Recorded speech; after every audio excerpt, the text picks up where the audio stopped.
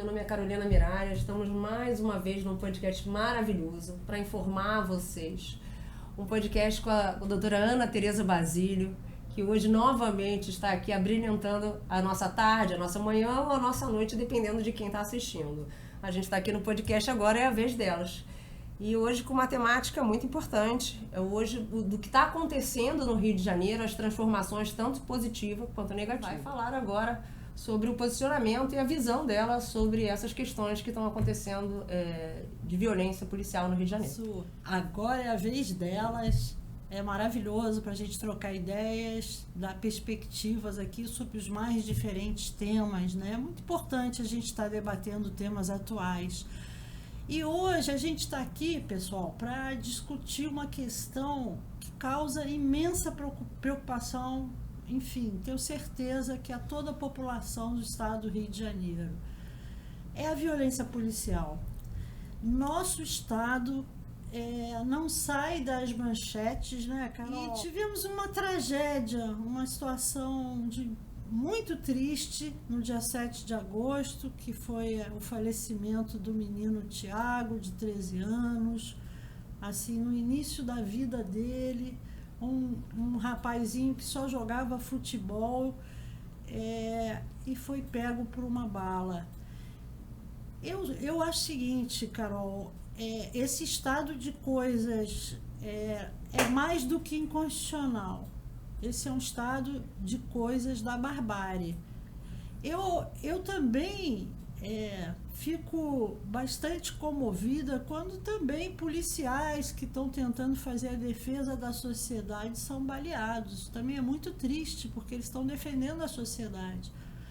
Mas a gente tem que debater isso aqui, porque não é possível que não haja técnicas de atuação da polícia que não gerem chacinas e desgraças. Se uma bala perdida atingisse um filho meu, eu não consigo imaginar a dor dessa mãe do Tiago atingidas por bala perdida.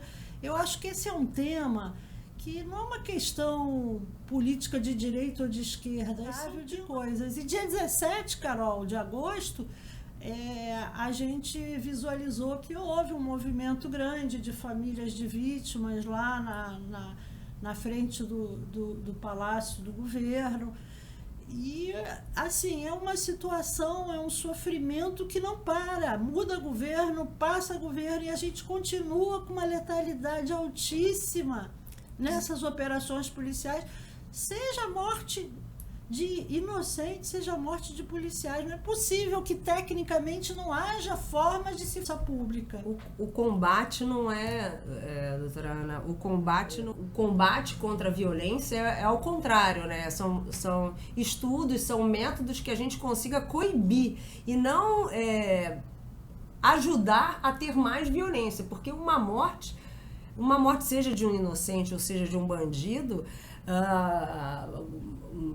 uma pessoa realmente está cometendo alguma atrocidade, ela realmente traz consequências que geram mais violência. Com certeza. Políticas públicas devem ser pensadas. Não, com certeza gera mais violência, mas assim, ainda mais terrível quando o falecimento é de pessoas inocentes, exato, de crianças, exatamente, de adolescentes que moram nas comunidades e ali jogando futebol, fazendo esporte, andando na rua, indo comprar um pão na padaria, podem não voltar para casa. Esse estado de coisas é intolerável. A gente não pode mais conviver com essa violência policial. E digo isso também em razão dos próprios policiais também, que morrem nessas operações, claro, são verdadeiras chacinas dos dois lados. E sem dúvida nenhuma, né, Carol, o Estado, ele tem que levar civilidade, ele tem que levar estrutura, ele tem que levar infraestrutura para as comunidades. Exato.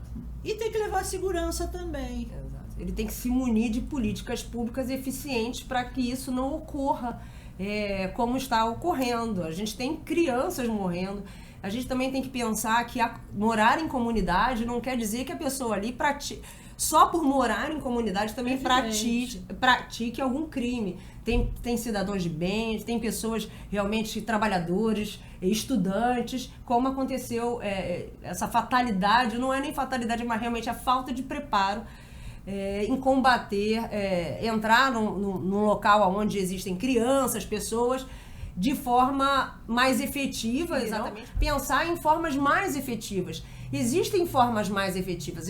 A gente compara em outros locais, determinados locais, e a gente vê que existem formas mais efetivas de sanar determinados problemas na sociedade sem essa mortalidade que a gente vê hoje no Rio de Janeiro. O humano, que evidentemente é o mais relevante, esse tipo de acontecimento afasta do Rio de Janeiro o turista, que é a sua principal fonte de atração, afasta o investidor, os moradores ficam inseguros, nós ficamos vivendo num clima de guerra, né? Num clima de Ucrânia invadida. Exato, né? exato. E a população não pode mais admitir esse tipo de política pública da morte. A gente tem que fazer uma política pública inteligente. Lembro, Carol, que uma vez... Gente, olha só, não tenho nenhuma intenção de ser candidata a absolutamente nada. Minha intenção é que as pessoas não morram indevidamente. Exato. Eu não sou candidata a política partidária nenhuma, nunca fui e nunca serei. O meu ponto aqui é como cidadã, como mãe, Sim. como uma pessoa que vive numa cidade altamente violenta, né? E o que eu queria dizer aqui é o seguinte... há exemplos na história do mundo de lugares que eram muito violentos e que deixaram de ser. Vou dar 2 exemplos aqui que eu acho que todo mundo conhece mais ou menos. A cidade de Paris, no século XIX, ela só tinha becos, ruas estreitas, era extremamente perigoso andar nas ruelas de Paris para ser assaltado, para ser morto. Era uma violência horrorosa. E aí, na época do imperador Napoleão III, o que eles fizeram? Eles reestruturaram todos os locais onde as ruas eram muito estreitas e fizeram grandes avenidas extremamente largas, a ponto de toda a segurança pública conseguir passar sem ter barreiras, sem ter aquelas barricadas que se põem. Será que em algumas comunidades gigantescas não se podia fazer vias de acesso, desalojando pessoas do local, e vias de acesso para que a polícia possa subir, para que o corpo de bombeiros possa subir, para que uma ambulância possa chegar perto das pessoas que estão lá em cima? Uma reestruturação, um redesenho, isso é uma possibilidade. Outro lugar, Carol, que eu queria mencionar aqui, que era extremamente violento, era Nova York. Nova York era um lugar de gangues, de assassinatos, de metralhadora na rua, matando gente. Tinha bairros em Nova York que as pessoas não podiam passar lá de carro, senão podia ser morto. E aí eles fizeram uma política dura de combate à violência, com métodos técnicos estudados, preparados. Não foi através de chacina. Exato. Foi através de posição firme e dura da polícia, mas não com a política da morte. Exato. E hoje Nova York é um lugar muito mais seguro, e esses bairros hoje viraram bairros turísticos, com lojas, com atratividade de turistas. Eu não estou dizendo que a gente copia um caso ou outro, sabe? O que eu estou dizendo aqui é que aqueles que se dedicam com muito mais consistência do que eu a essa área, certamente têm propostas para fazer, e o governo do estado deve ouvi-las, de outras formas de ingresso nas comunidades e de evitar essa quantidade bárbara de mortes. Eu não estou dizendo que só os policiais matam também. Não. A gente sabe que, evidentemente, traficantes, milicianos também matam inocentes. Nessa situação não tem ninguém 100% certo. Não. O que eu estou dizendo é que a polícia, que é um órgão do Estado, precisa ter um método eficiente, inteligente e não um ato de chacinas a cada operação que faz numa comunidade. Inclusive com risco de vida dos policiais. Morre inocente, mas morre policial também que está lá defendendo a sociedade. Não foi um caso pontual, né, doutora Ana? Não foi. A gente acompanha isso com muita rotina no Rio de Janeiro. Os comentários são muito pertinentes. A gente entende os exemplos e entende que pode ser adequado à realidade do Rio de Janeiro. Questões geográficas e tudo mais, diz tudo. Mas a gente acredita que existam políticas públicas competentes, políticas públicas possíveis de ser aplicada, né? Projetos são possíveis, porque existem projetos impossíveis, mas existem possíveis, e realmente com conversas, com uma boa equipe que o Rio tem, deixar isso muito claro, o Rio tem, a gente tem ótimos profissionais no Rio, a gente consiga, claro que não é a curto prazo.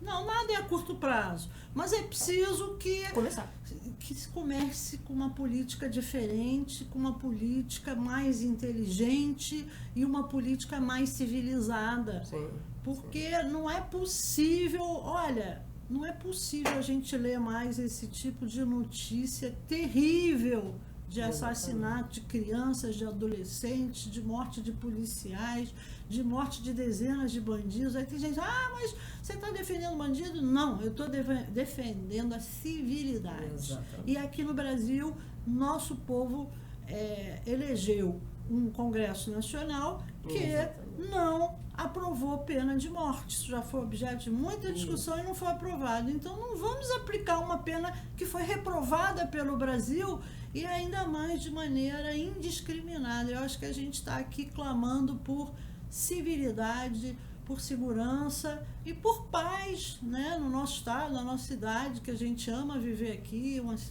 um estado tão lindo, tão rico naturalmente. Que tem um potencial incrível de turismo. O potencial que nós temos é algo inimaginável. Existem cidades que chamamos de cidades construídas, né?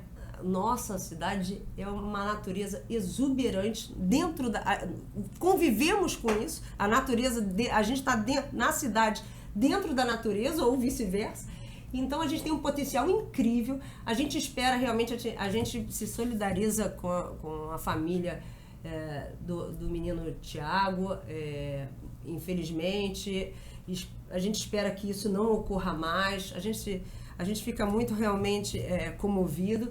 E é um clamor realmente, como a doutora Ana falou, sobre a mudança dessas práticas para que a gente consiga viver em harmonia e elevar o Rio de Janeiro à civilidade. E mais, nós que somos, ao fim e ao cabo, eleitores, vamos exigir daqueles que a gente escolheu para nos representar, sejam eles quem forem, que apresentem políticas consistentes e civilizadas de controle da segurança nas comunidades. Não sou eu, você ou quem está nos assistindo, são os especialistas que devem apresentar as melhores alternativas. Isso é gestão de crise. É isso que a gente está aqui clamando para que todo mundo tenha essa bandeira, porque a gente não pode conviver com esse tipo de situação, de tragédia, como o caso do menino Thiago.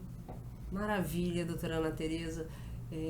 Espero que possa ter ajudado a todos que estão assistindo os nossos comentários, as nossas sugestões, porque é um pontinho, mas de repente vários pontinhos se transformam em algo muito bom, boas ideias. Então a gente agradece muito a audiência de todos. É isso aí, muito obrigada, pessoal. Até o próximo, agora é a vez delas. Até lá. Tchau, tchau.